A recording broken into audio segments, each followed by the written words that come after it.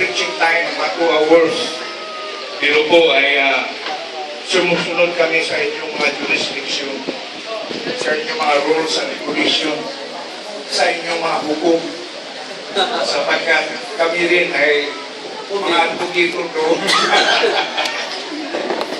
Well, napakasaya po ang hapon dahil nagkasama-sama po ang lahat ng manggagawa na dati ay nagkasama at nagkawalay-walay. Subaling nariyan lang din sila, nagpapatuloy. Amen. So ang yung pastor, ang manggagawa, Brother Francis ay nakita po talaga how the Lord lead the people. Brother Louis Magrestar, so as the Lord also. Amen. At dito po ang kapagkapatiran. At ginamit ko rin ang ating sarili na the Lord is making a way for me. At mga kapatid, mga invitations, like na nilatag ninyo lahat kanina ay nandyan po ang mga kaparaanan ng Panginoon. Paano tayo magsipaglago at magsipag-aral sa bawat ano ang mga inilatag. Yan po, nariyan tayo sa mga pagsasaliksik. But then, lead God as His way. Nothing to hinder. No hard deeds whatever.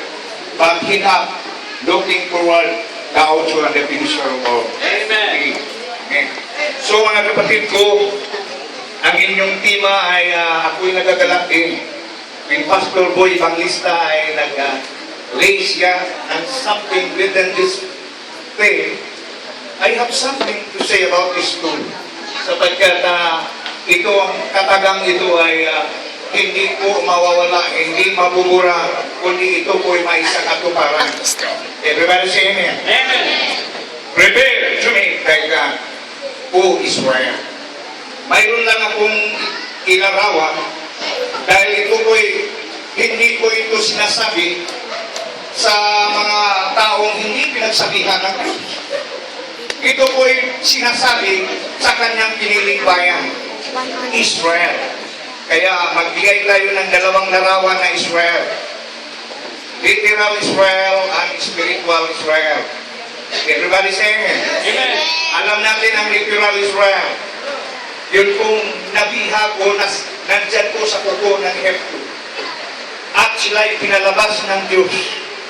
At doon po nakikita na ang piniling bayan na ito ay piniling tunay ng Diyos. Everybody say amen. Amen. Tapos mayroon din isang spiritual Israel. Ito rin po ay dumanas ng paglabas upang hanapin siya at sundan ang mayapat patungo rin sa kanya upang ang lahat ay maihanda at upang tayo rin ay maihanda at upang ang Diyos din ay maghahanda. Anong ihahanda? Sa malapit handaan pagdating sa saktong panahon. Subalit ang paghahanda ba na ito ay masarap? Ang paghahanda ba natin o ng Diyos para sa atin ay malinam na? Yan po ang ating talakayin. Sa Amos chapter 4 verse 12, everybody say praise the Lord.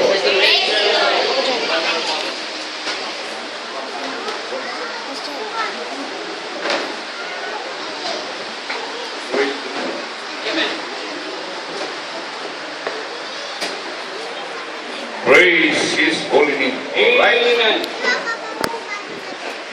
Amos chapter 4 verse. We will start at chapter 4 verse 11 down, just to take this special passage. I have overthrown some of you as God overthrew Sodom and Gomorrah, and ye were like a firebrand plucked out of the burning, yet have ye not returned unto me, said the Lord. Therefore thus will I do unto thee, O Israel, and because I will do this unto thee, prepare to me, thy God. For lo, He that formeth the mountains and createth the wind, and declareth unto man, what is this, Lord? Who maketh the morning darkness, and treadeth upon the high places of the earth? The Lord, the God of hosts, is His name. Everybody say Amen. Amen. So ito yung propesya. Ito yung mensahe na ipaabot sa mga taga-Israel.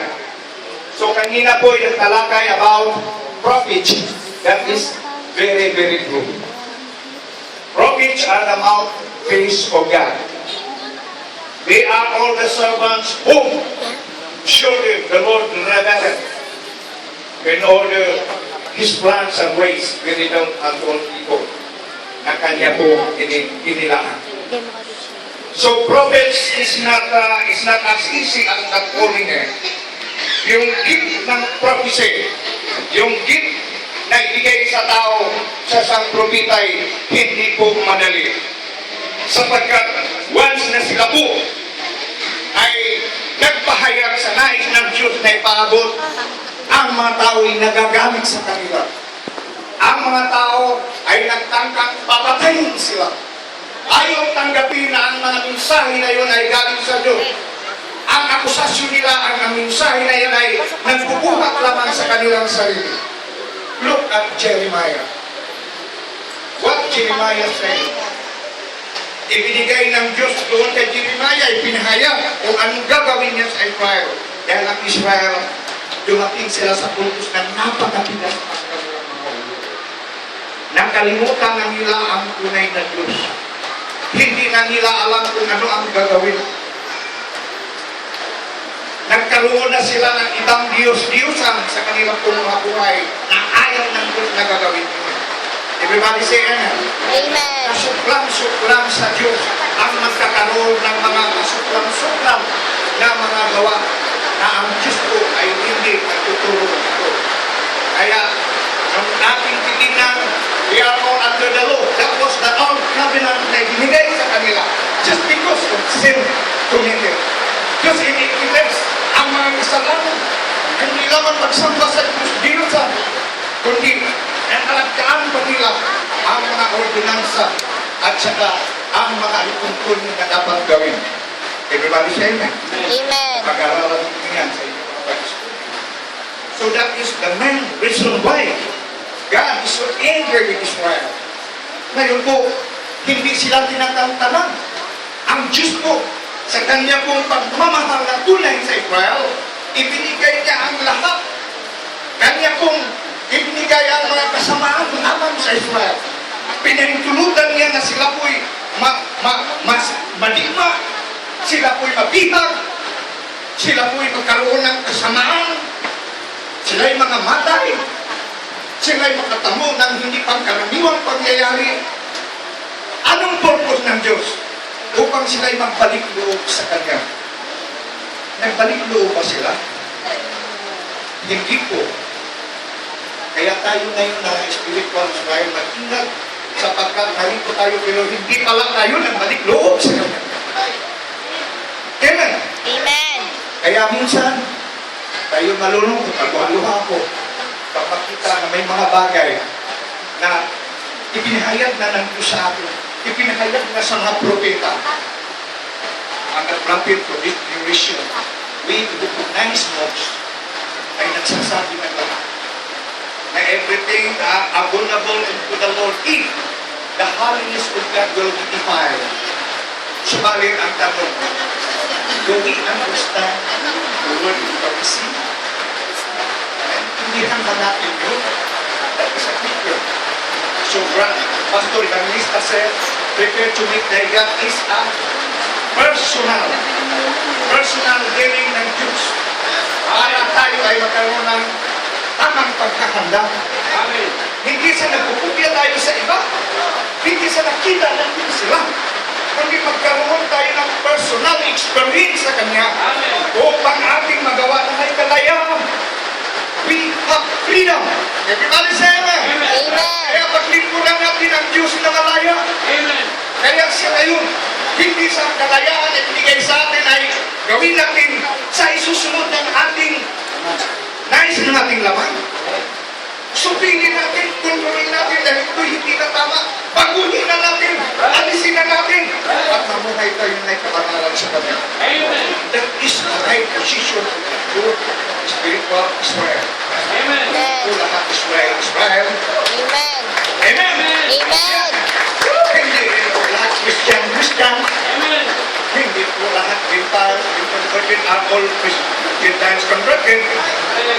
But through the prophecy, as the Lord said, we do understand. Naintindihan. Kaya mga kapatid ko, isang bagay, ang Diyos po, isinigaw ni Amos ang lahat. Si Amos ay niliwagan, si Amos ay nilirmahan, si Amos ay nagkabrihan, sinungaling ka, Amos, na kami ay saktan ng Diyos, matihad kami, sinungaling ka.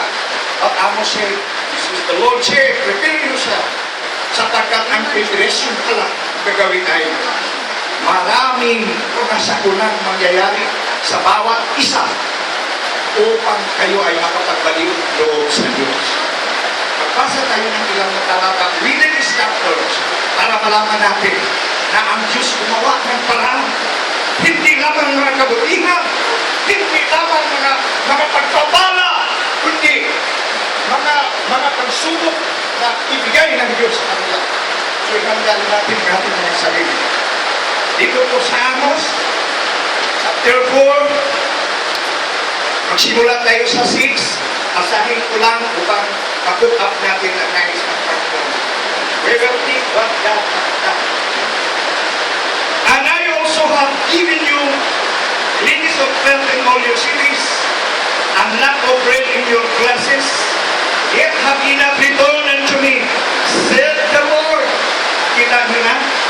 Ginawa na ng Diyos ang mga bagay na at sila'y masasaktan, so sila'y maguguto at liberty, at magkaroon sila ng mga pangyayari kaganapan na hindi ninasahan, upang nawa pag dumating na naman sila'y magbalik loob sa Diyos. Because it, Lord forgive us. Pero hindi dito sa 7, and also I have withheld the rain from you when there were yet 3 months to the harvest, and I caused it to rain upon one city, and caused it not to rain upon another city. One which was rained upon, and the field upon which is run, not wither. So ito nakita naman kung paano pahirapan ang lupa. Nais ng Diyos na malalamdaman ng ating pinilibayan ang tunay ng pagmamahal. Kaya sila tinawag, pinili, pinalakan upang sa kanya'y sumunod at manglingkod at gawing kasisidlan sa lahat ng nais niya, sapagkat nais niya napan ang lahat sa pamagitan ng mga bayang ito, ng bayang ito, kasi can take everything restored back to God. Pero ang nangyayari, hindi sila nagbalik loob. So all 3 cities, rather than one city, to drink water, but they were not satisfied. Yet have ye not returned unto me, said the Lord. So nakatigas na ang ulo. Yung pinatawag na stiff naked. Minsan nabagod mga backsliders. Pero pag sinabi natin yung stiff naked, hindi ginahulugan na matigas ng kanilang liig. Sapagkat sabi nga,